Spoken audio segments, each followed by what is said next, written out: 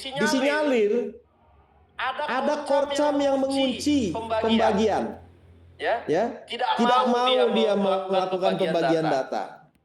Ada mitra juga yang mengunci. Kenapa? Karena mereka yang mengunci ini ya, mereka bermain menjadi supplier juga.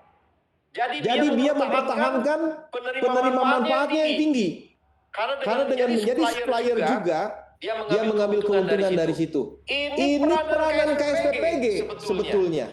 Peranan KSPPG untuk melakukan kontrol. Jangan malah KSPPG ada yang mengancam-ngancam. Tidak semua ya, mohon maaf. Tapi kan laporan masuk. Kalau suppliernya tidak dari saya, bahkan diancam-ancam mau suspend. Ya. Diancam-ancam mau suspend. Nah ini yang tidak benar, rekan-rekan. Ini bahkan sekarang ada lagi KSPPG ya. Laporan ini harus saya tutup dulu nih. Laporan terbaru, seorang KSPPG melakukan penggelapan. Ya, cuma kecil uangnya. 370 juta. 370 juta rupiah. KSPPG melakukan penggelapan. Saya sebut modusnya ya, biar Anda tahu. Dan jangan diulangi. Jangan terjadi di tempat lain.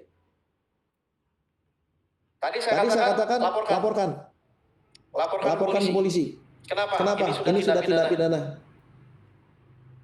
SPPG mulai running tanggal 10 November 2025. Ini kronologi ya. Pada awal pembentukan dan SPPG, pihak yayasan mendapatkan arahan dari BGN perannya operasional dapur harus mengikuti dari SPPI. Sejak awal operasional, KSPPG menunjuk PIC sendiri. Padahal maker harus ditunjuk oleh yayasan. Tapi ini mengatakan kepada yayasan, maker atau PIC ditunjuk oleh PPI. Dalam proses tersebut, pihak yayasan kembali mendapat tekanan atau intimidasi bahwa dapur akan apabila maker atau PIC yang digunakan bukan pihak yang ditunjuk oleh SPPI.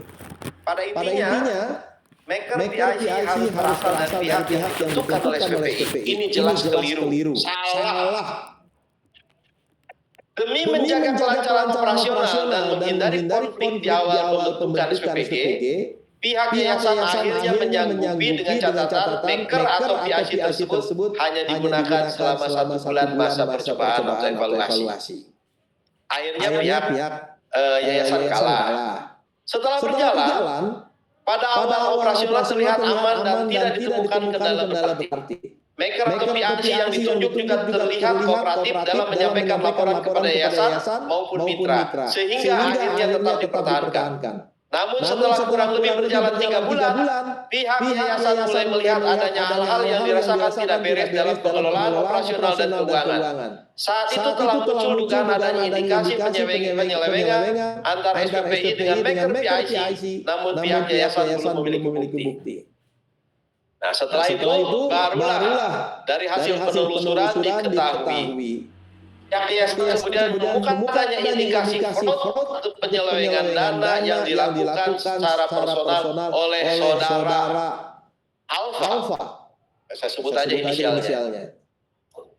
Pada hari Kamis tanggal 8 2026 yang surat pernyataan tertulis dan pengakuan pribadi terkait penggunaan PA SPPG untuk kepentingan pribadi dengan nominal sebesar 370.289.289.200 rupiah. Ini perilaku tindak pidana. Ini tindak pidana. Dan ada kesengajaan. Ya. Dari awal sudah diset. Maka saya minta kepada Karo SDM segera cabut ini KSPPG ya. Proses dulu oleh inspektorat. Enggak boleh dikasih ampun. Ya. Baik, dari saya yang terakhir adalah Anda tahu saya beberapa waktu ini turun ke Polda-Polda, ke Polres, karena ada indikasi, bukan indikasi, banyaknya kejadian, lapor